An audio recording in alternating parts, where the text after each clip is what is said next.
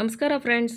ಮಂಗಳವಾರದ ಭಾಗ್ಯಲಕ್ಷ್ಮಿ ಸಂಚಿಕೆ 27ನೇ ತಾರೀಕು ಏನಾಗುತ್ತೆ ಅಂತಂದರೆ, ಇಲ್ಲಿ ಆದಿ ಎಂಟ್ರಿ ಆಗ್ತಿದ್ದಂಗೆ ಅವ್ರಿಗೆ ಕಾಮತ್ ಮನೆಯಲ್ಲಿ ಎಲ್ರಿಗೂ ಸ್ವಾಗತ ಮಾಡ್ತಾರೆ ಮತ್ತು ಇವರಿಗೆ ಆರತಿನೂ ತೆಗಿತಾರೆ.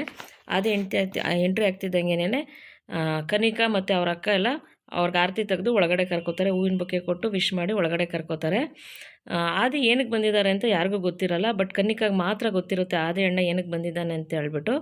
ಆವಾಗ ಆದಿನ ಒಳಗಡೆ ಕರ್ಕೊಂಡು ಎಲ್ಲರೂ ಖುಷಿಯಾಗಿ ಇರ್ತಾರೆ. ಈ ಕಡೆ ಏನಾಗುತ್ತೆ ಅಂದರೆ, ಭಾಗ್ಯನೂ ಮತ್ತು ಅವ್ರ ಅತ್ತೆ ಕುಸುಮ ಅವರು ರೆಡಿ ಆಗ್ತಾ ಇರ್ತಾರೆ.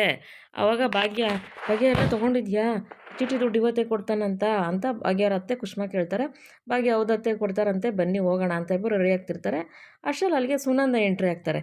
ಸುನಂದ, ಏನೇ ಭಾಗ್ಯ ಇಲ್ಲಿಗೆ ಹೋಗ್ತಾ ಇದ್ದೀರಾ? ಇಲ್ಲ ಕಣಮ್ಮ, ಇವತ್ತು ಚೀಟಿ ದುಡ್ಡು ಕೊಡ್ತೀನಿ ಅಂತ ಹೇಳಿದ್ದಾರೆ, ಅದಕ್ಕೆ ಒಡವೆಗೆ ಬೇಕಲ್ಲ ತರೋಣ ಅಂತ ಹೋಗ್ತಾಯಿದ್ದೆ. ಹಾಂ, ಒಡವೆಗೆ ಚೀಟಿ ದುಡ್ಡು ತರ್ತೀರಾ ಅಂತ ಸುನಂದ ಕೇಳ್ತಾರೆ. ಹೌದು, ಹಂಗಾರೆ ನಾನು ಹೇಳಿದ ಒಡವೆಲ್ಲ ಮಾಡಿಸ್ಬಿಡಿ, ಯಾವುದು ಮದುವೆಲಿ ಇದು ಕೊರತೆ ಆಗಬಾರ್ದು, ಹಂಗೆ ಹಿಂಗೆ ಪೂಜಾ ಮದುವೆಗೆ ಅಂತ ಹೇಳ್ಬಿಟ್ಟು ಸುನಂದ ಹೇಳ್ತಾರೆ. ಅವಾಗ ಕುಸುಮ ಇದ್ದರು, ಅಲ್ಲ ಕಣ್ರಿ ಸುನಂದ, ಭಾಗ್ಯ ಒಬ್ಬಳೇ ಕಷ್ಟಪಡ್ತಿದ್ದಾಳೆ, ನಿಮ್ಗೇನು ಗೊತ್ತಾಗೋದಲ್ವೇನ್ರಿ, ಅದು ಇದು ಅಂತ ತಲೆ ತಿಂತಾ ಇದ್ದೀರಲ್ರಿ, ಸ್ವಲ್ಪ ನೀವು ನೋಡ್ಬೇಕಲ್ವೇನ್ರಿ ಅಂತ ಕುಸುಮ ಸುನಂದ ಹೇಳ್ತಾರೆ. ಇದೊಳ್ಳೆ ಚೆನ್ನಾಗಾಯಿತು ಬೇಕ್ತಿಯಮ್ಮ, ಭಾಗ್ಯನೇ ತಾನೇ ಒಪ್ಕೊಂಡಿರೋದು, ಮದುವೆ ಮಾಡಿಸ್ತೀನಿ ಪೂಜೆಗೆ ಯಾವುದೂ ಕೊರತೆ ಇಲ್ದಂಗೆ ಅಂತೇಳಿ ನಾನೇ ಸುಳ್ಳು ಹೇಳೋದ್ನಾ? ನಾನು ಇರೋದೇ ತಾನೇ ಹೇಳ್ತಾ ಇದ್ದೀನಿ, ಭಾಗ್ಯ ಹೇಳಿದ್ಕೆ ನಾನು ಕೇಳಿದ್ದು, ಅದ್ರಲ್ಲಿ ನಂದೇನು ತಪ್ಪಿದೆ ಅಂದರೆ ಭಾಗ್ಯ ಬೇಜಾರಾಗಿ, ಆಯಿತು ಬಿಡಮ್ಮ, ನಾನು ಒಪ್ಕೊಂಡಿದ್ದೀನಲ್ವ ಪೂಜೆ ಮದುವೆ ಮಾಡ್ತೀನಿ ಅಂತೇಳ್ಬಿಟ್ಟು, ಇನ್ನಿಷ್ಟದಂಗೆ ನಾನು ಯಾವುದೂ ಕೊರತೆ ಇಲ್ದಂಗೆ ಪೂಜೆನ ಮದುವೆ ಮಾಡ್ತೀನಿ, ಆಯಿತಾ? ನಿಂಗೆ ಸಮಾಧಾನ ಆಯಿತಾ? ಸರಿಯಮ್ಮ, ನಾವು ಹೊಡ್ತೀವಿ, ಟೈಮ್ ಆಯಿತು, ಅದೇ ಬನ್ನಿ ಅತ್ತೆ ಹೊರಡೋಣ ಅಂತೇಳ್ಬಿಟ್ಟು ಕುಸುಮ ಮತ್ತು ಭಾಗ್ಯ ಇಬ್ಬರು ಹೊರಡೋಕ್ಕೆ ರೆಡಿ ಆಗಿಬಿಡ್ತಾರೆ. ಬಂದು ಕಾರ್ ಹತ್ರ ಬಂದು ಕುಸುಮ ಭಾಗ್ಯನೇ ಕಾರ್ ಸ್ಟಾರ್ಟ್ ಮಾಡಿ ಕುಸುಮ ಭಾಗ್ಯ ಕಾರಲ್ಲಿ ಹೊರಡ್ತಾರೆ. ಈ ಕಡೆ ಏನಾಗುತ್ತೆ, ಆದಿ ಒಳಗಡೆ ಎಂಟ್ರಿ ಆಗ್ತಿದ್ದಂಗೆ ಎಲ್ಲರೂ ಖುಷಿಯಾಗಿ ಒಳಗಡೆ ಕರ್ಕೋತಾರೆ. ಅವಾಗ ಇವ್ರಿಗೆ ರಾಮದಾಸ್ ಕಾಮತ್ ಅವ್ರಿಗೆ, ಏನಕ್ಕೆ ಬಂದಿದ್ದಾನೆ ಆದಿ, ಏನಪ್ಪ ಇದ್ದಕ್ಕಿದ್ದಂಗೆ ಎಲ್ಲ ಕೆಲಸ ಬಿಟ್ಬಿಟ್ಟು ನಾನು ಎಷ್ಟೊತ್ತಿಗೆ ಕರೆದ್ರೂ ಬರೋಲ್ಲ ಅಂತಿದ್ಯಾ, ಇವಾಗ ಇದ್ದಿದ್ದ ಕೆಲಸ ಎಲ್ಲ ಬಿಟ್ಬಿಟ್ಟು ಬಂದುಬಿಟ್ಟಿದ್ಯಲ್ಲ ಅಂತ ಕಾಮತ್ ಸರ್ ಕೇಳ್ತಾರೆ. ಅವಾಗ ಆದಿ, ಅವಾಗ ಬಂದ್ಬಿಟ್ಟೆ ಕಣಪ್ಪ, ಏನು ಮಾಡಲಿ, ವಾಪಸ್ ಹೋಗ್ಲಾ ಅಂತಾನೆ. ಅವಾಗ ಕಾಮತ್ ಸರ್ ಅವ್ರ ಕಿವಿ ಹಿಂಡ್ಬಿಟ್ಟು, ನನ್ನ ಮಗನ ಕಿವಿ ಕಿತ್ತು ಕೈ ಕೊಟ್ಬಿಡ್ತೀನಿ ನೋಡು, ನಾನು ಎಷ್ಟು ಕರೆದ್ರೂ ಬರಲಿಲ್ಲ, ಈಗ ಬಂದಿದೆಯಲ್ಲ ಅಂತ ಕೇಳ್ತಾರೆ.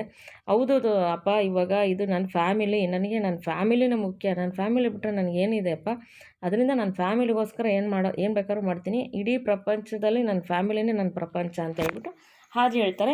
ಆವಾಗ ಕಾಮತ್ ಸರ್ಗೆ ಮತ್ತು ಕಿಶನ್ಗೆ ಎಲ್ರಿಗೂ ತುಂಬಾ ಖುಷಿ ಆಗುತ್ತೆ. ಆದರೆ ಕನ್ನಿಕಾಗೆ ಮಾತ್ರ ಒಳಗಡೆ ನನಗೋಸ್ಕರ ಆದಿ ಬಂದಿರೋದು, ನಾನೇ ಕರೆಸಿರೋದು ಅನ್ನೋದು ಅವಳು ಒಳಗಡೆ ಲೆಕ್ಕಾಚಾರ ಹಾಕೋತಾ ಇರ್ತಾಳೆ. ಯಾಕೆಂದರೆ ಅವಳಿಗೆ ಗೊತ್ತಿರುತ್ತೆ ಆದಿ ಏನಕ್ಕೆ ಬಂದಿದ್ದಾರೆ ಅಂತ ಹೇಳ್ಬಿಟ್ಟು ಅವಳಿಗೆ ಗೊತ್ತಿರುತ್ತೆ. ಅದರಿಂದ ಈ ಕಡೆ ಕಿಶನ್ಗೂ ಡೌಟ್ ಬರುತ್ತೆ, ಅವ್ರ ಅಕ್ಕಗೂ ಡೌಟ್ ಬರುತ್ತೆ, ಏನಕ್ಕೆ ಬಂದಿರ್ಬೋದು ಆದಿ ಅಂತ ಹೇಳ್ಬಿಟ್ಟು. ಆವಾಗ ಸರಿ ಅಂದ್ಬಿಟ್ಟು ಆದಿ ಏನು ಹೇಳ್ತಾರೆ, ಅಪ್ಪ ಇಲ್ಲಿ ನಮ್ಮ ಮನೆ ಉಳಿಸ್ಬೇಕು, ನಮ್ಮ ಮನೆ ಚೆನ್ನಾಗಿರ್ಬೇಕು ಅಂದ್ರೆ ನಾನು ಏನಾದ್ರು ಒಂದು ಮಾಡಲೇಬೇಕಲ್ಲ, ಅದರಿಂದ ನಾನು ನಿಮ್ಮ ಹತ್ರ ಏನೋ ಒಂದು ವಿಷಯ ಮಾತಾಡೋಕ್ಕೆ ಬಂದಿದ್ದೀನಿ ಅಂತ. ಏನು ವಿಷಯ ಮಾತಾಡೋ ಅಂತ ಅವಾಗ ಕಾಮತ್ ಸರ್ ಕೇಳ್ತಾರೆ. ಅವಾಗ ಆದಿ, ಇಲ್ಲಪ್ಪ ನಾನು ನಿಮ್ಮ ಹತ್ರ ಮಾತಾಡಬೇಕು ಬನ್ನಿ ಅಂದ್ಬಿಟ್ಟು ಆದಿ ಕಾಮತ್ ಸರ್ನ ರೂಮಿಗೆ ಕರ್ಕೊಂಡು ಹೋಗ್ತಾರೆ. ಅವಾಗ ಕಾಮತ್ ಸರ್, ಸರಿಯಪ್ಪ ಆಯಿತು, ಅದು ಏನು ಮಾತಾಡಬೇಕು ನಡಿ ಅಂತ ಹೇಳ್ಬಿಟ್ಟು ರೂಮ್ಗೆ ಹೋಗ್ತಾರೆ. ಈ ಕಡೆ ಕಿಶನ್ಗೆ ಅವ್ರ ಅಕ್ಕಾಗೆಲ್ಲ ಡೌಟ್ ಆಗುತ್ತೆ, ಇದೇನು ಅಪ್ಪ ಮಾತಾಡಬೇಕು ಅಂತ ಆದಿ ಅಪ್ಪನ ಕರ್ಕೊಂಡು ಹೋದ್ರಲ್ಲ ಆದಿ ಅಣ್ಣ ಅಂತೇಳ್ಬಿಟ್ಟು ಕಿಶನ್ ಅವ್ರ ಅಕ್ಕನೂ ಅಂದ್ಕೊತಾರೆ. ಈ ಕಡೆ ಏನಾಗುತ್ತೆ, ಕಿಶನು ಮತ್ತು ಅವ್ರ ಅಕ್ಕ ಕನಿಕಾ ಎಲ್ಲ ಒಂದು ಕಡೆ ನಿಂತ್ಕೊಂಡು ಯೋಚನೆ ಮಾಡ್ತಿರ್ತಾರೆ.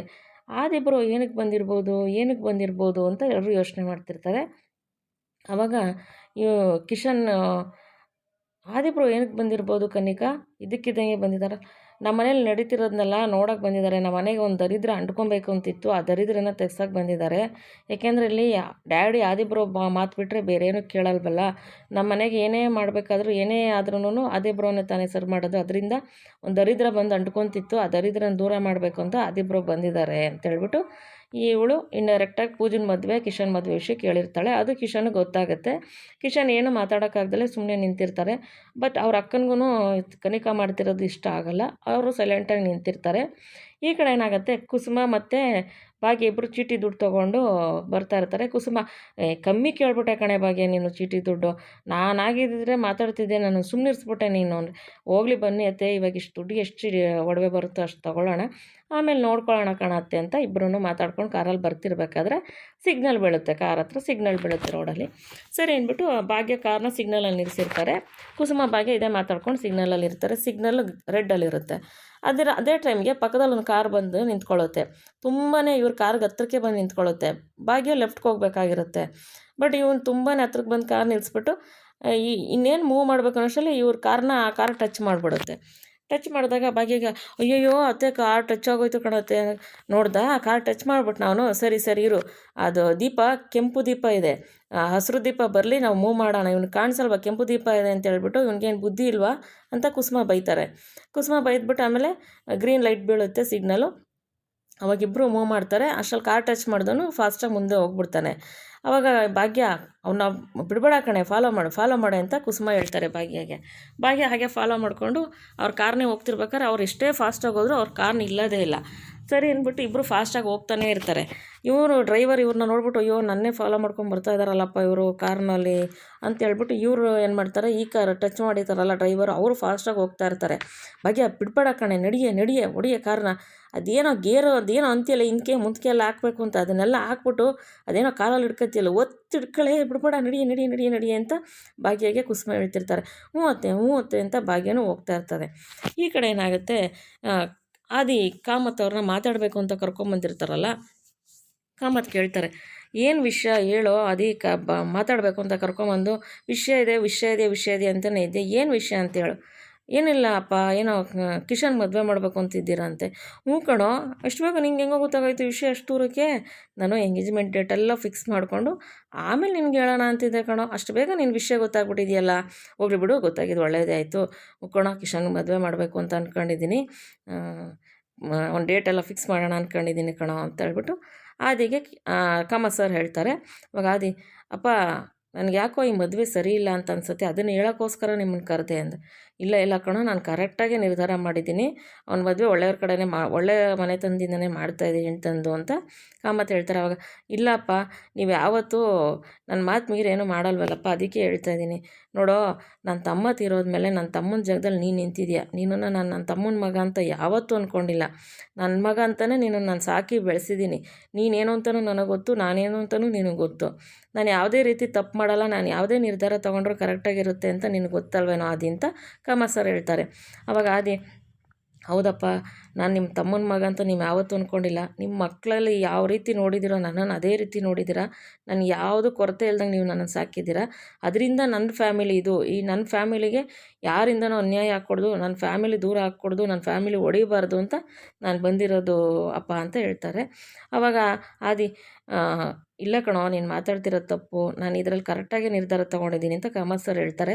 ಆಗ ಆದಿ ಅಪ್ಪ ಕಿಶನ್ ಮದುವೆ ಯಾಕೋ ಈ ಹುಡುಗಿ ಜೊತೆ ಬೇಡ ಅಂತ ಅನಿಸ್ತಾ ಇದೆ ಕಣಪ್ಪ ನನಗೆ ಅಂದಾಗ, ಇಲ್ಲ ಯಾಕೆ? ಇಲ್ಲ ಇದರಿಂದ ಯಾಕೋ ನಮ್ಮ ಮನೆಗೆ ಸರಿಯಾಗಿ ಬರ್ತಾ ಇಲ್ಲ, ಮೋಸ್ಟ್ಲಿ ಇದು ಬೇಡ ಅನಿಸುತ್ತೆ, ನಾಳೆ ದಿವಸ ನಮ್ಮ ಮನೆಗೆ ಏನಾದ್ರು ತೊಂದರೆ ಆಗಿಬಿಟ್ರೆ ಏನು ಮಾಡೋದು ಅಪ್ಪ ಅಂತ ಇವರು ಆದಿ ಹೇಳ್ತಾರೆ ಕಾಮತ್ ಸರ್ಗೆ. ಅಷ್ಟರಲ್ಲಿ ಇವಳು ಕನಿಕಾ ಎಲ್ಲ ಬಂದು ಬಾಗ್ಲ ಹತ್ರ ಕದ್ದಿ ಕೇಳಿಸ್ಕೊತಾ ಇರ್ತಾಳೆ. ಯಾವಾಗ ಆದಿ ಮದುವೆ ಬೇಡ ಈ ಹುಡುಗಿ ಬೇಡ ಅಂತ ಹೇಳ್ತಿರ್ತಾರೆ ಅದನ್ನೆಲ್ಲ ಕದ್ದಿ ನೋಡ್ದಾ ನಾನು ಅದಕ್ಕೆ ಆದಿಬ್ರೋ ಕರೆಸಿದ್ದು, ಡ್ಯಾಡಿಗೆ ಆದಿಬ್ರೋನೇ ಸರಿ, ಆ ಡ್ಯಾಡಿ ಆದಿಬ್ರೋ ಮಾತು ಕೇಳ್ದಲ್ಲಿ ಇರಲ್ಲ ಅಂತ ಹೇಳ್ಬಿಟ್ಟು ಇವಳು ಕನಿಕಾ ಕದ್ದು ಕೇಳಿಸ್ಕೊತಾ ಇರ್ತಾಳೆ. ಮತ್ತು ಆದಿ ಕಾಮತ್ ಸರ್ಗೆ ಕನ್ವಿನ್ಸ್ ಮಾಡೋಕ್ಕೆ ಬರ್ತಾರೆ.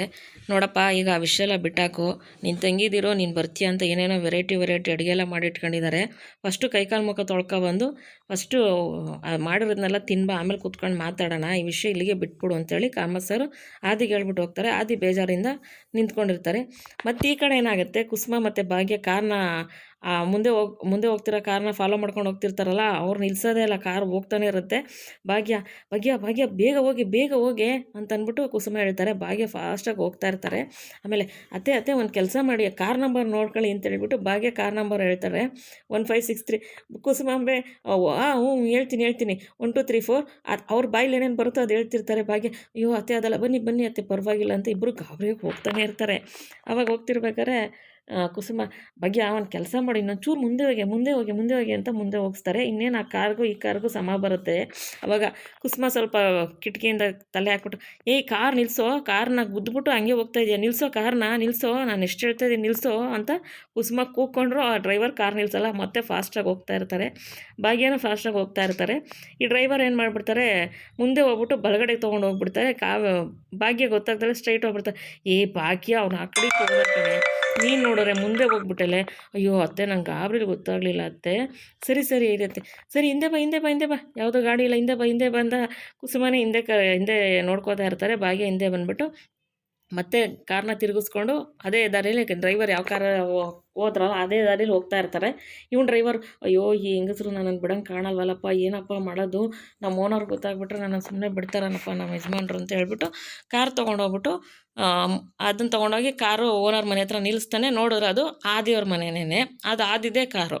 ಆವಾಗ ಡ್ರೈವರು ಕಾರ್ ನೋಡಿಬಿಟ್ಟು ಸರ್ ಬನ್ನಿ ಅಂತ, ಇಲ್ಲ ನಾನು ಸ್ವಲ್ಪ ಆಚೆ ಹೋಗಬೇಕು, ನಾನು ತೊಗೊಂಡೋಗ್ತೀನಿ ಕಾರು, ನೀನು ಇಲ್ಲೇ ಇರು ಅಂತ ಅದು ಹೇಳ್ತಾರೆ. ಅಷ್ಟರಲ್ಲಿ ಕಾರ್ ಟಚ್ ಆಗಿರೋದು ಅದೇ ನೋಡ್ಬಿಟ್ಟು, ಏನಿದು ಕಾರ್ ಇಷ್ಟು ಸ್ಕ್ರ್ಯಾಚ್ ಮಾಡ್ಕೊಂಬಂದಿದ್ಯಾ ಸರ್, ನಂದೇನೂ ತಪ್ಪಿಲ್ಲ ಸರ್, ನಾನು ಸಿಗ್ನಲಲ್ಲಿ ನಿಲ್ಲಿಸಿದ್ದೆ, ಇಬ್ಬರು ಹೆಂಗಸರು ಬಂದ್ಬಿಟ್ಟು ಕಾರ್ನ ಗುದ್ಬಿಟ್ರು ಸರ್, ಕೇಳೋಕೆ ಹೋಗಿದ್ರೆ ನನ್ನ ಮೇಲೆ ಬಾಯಿ ಮಾಡಿಬಿಟ್ರು ಸರ್, ಹಾಗೆ ಹೀಗೆ ಅಂತ ಸುಳ್ಳು ಹೇಳ್ಬಿಡ್ತಾನೆ ಡ್ರೈವರು.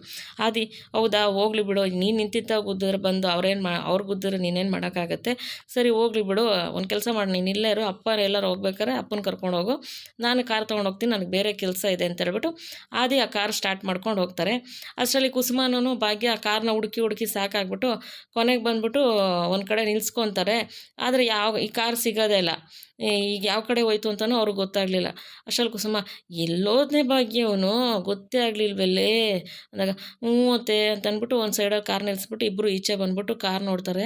ಕಾರ್ ತುಂಬಾ ಸ್ಕ್ರ್ಯಾಚ್ ಆಗಿರುತ್ತೆ. ಭಾಗ್ಯಕ್ಕೆ ತುಂಬಾ ನೋವಾಗುತ್ತೆ ಕಾರ್ ನೋಡ್ಬಿಟ್ಟು, ಯಾಕೆಂದರೆ ಅವಳು ಕಷ್ಟಪಟ್ಟು ತೊಗೊಂಡಿರೋ ಕಾರ್ ಅಲ್ವಾ. ಅದರಿಂದ ಈ ಸಂಚಿಕೆ ಇಲ್ಲಿಗೆ ಮುಗಿಯುತ್ತೆ. ಮುಂದಿನ ಸಂಚಿಕೆಯಲ್ಲಿ ಭೇಟಿಯಾಗೋಣ. Thank you for watching. Please support ಮಾಡಿ, ಸಬ್ಸ್ಕ್ರೈಬ್ ಮಾಡಿ.